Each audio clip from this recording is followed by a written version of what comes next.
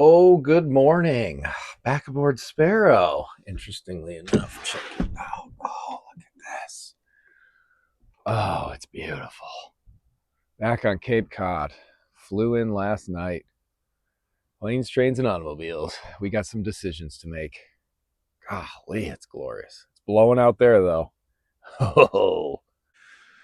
All right, so the game plan. We've got to get this boat out of Cape Cod before the winter gets in. Just finished up a week-long trip. Wonderful coaching. We did Deal, Maryland, up in the Chesapeake, all the way around Hatteras to Beaufort, and then intracoastal action through the cold front, all the way down to Cape Fear. Shout out to Scott and Jess. You guys rock. That was super fun. They're headed out today to even go further south, so job well done. Now we got to get Sparrow moving, but we've got some decisions to make.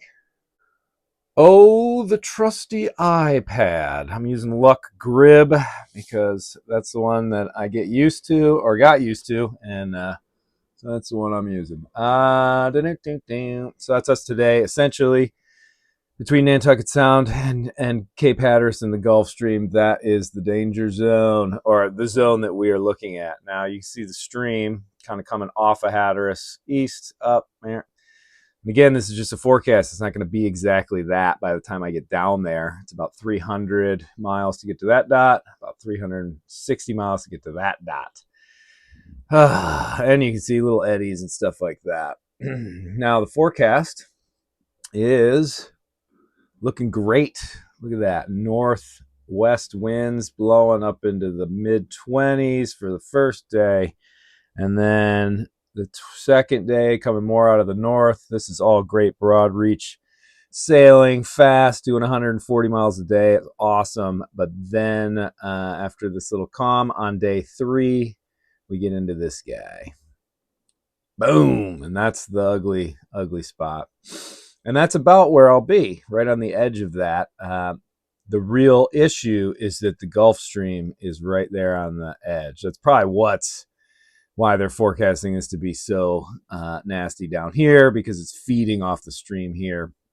And yeah, essentially, the question is, can I beat that and get past the stream and into clear, safer water? So we've been here before.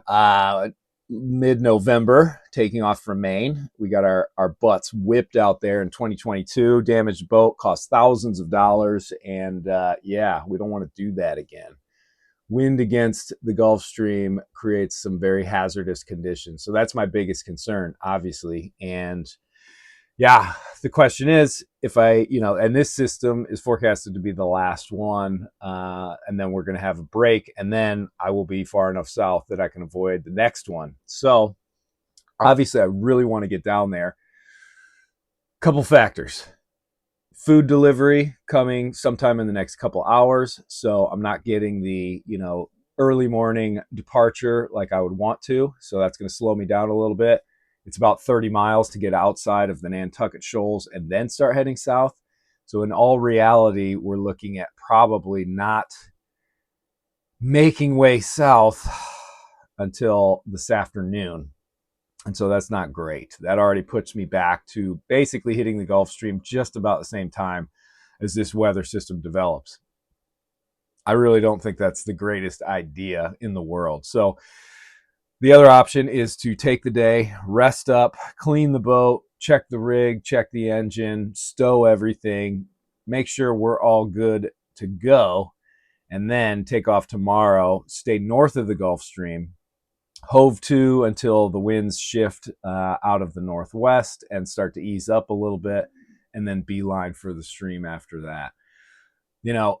One of the factors when I'm considering this, because I know we can go through quite a bit on this boat, but that doesn't mean we want to or have to. And when I think back to it, I think the deciding factor for me is that looking back, hindsight 2020, on the 2022 trip, the night of the knockdown, if you've seen that video, essentially, had I been able to do that over again, I would have stayed north of the stream. I would have hove to for the 24 hours or more that it took to have that weather system passed, and then cross the stream, not race across it and think I was in the clear, because those eddies are all over the place and they're very unpredictable. So knowing that and thinking about that, well, I think I have my answer. So I'm going to take the day. We're going to get everything sorted, stowed up, all that sort of stuff. And then we're going to shove off, untie, onto the high seas adventure starting tomorrow. We'll do some updates. Obviously, I don't post a ton of videos, but we'll try and document this one pretty good for everybody. And we're going to be doing it via Starlink. So there'll be updates on Instagram as well. Thank you all so much for subscribing and all that sort of stuff, following it. I know it's just mostly the podcast these days, but I've been out just trying to work and earn the money to hold on to this old trusty vessel for as long as I can. Anyway, thanks for watching, and more updates to come.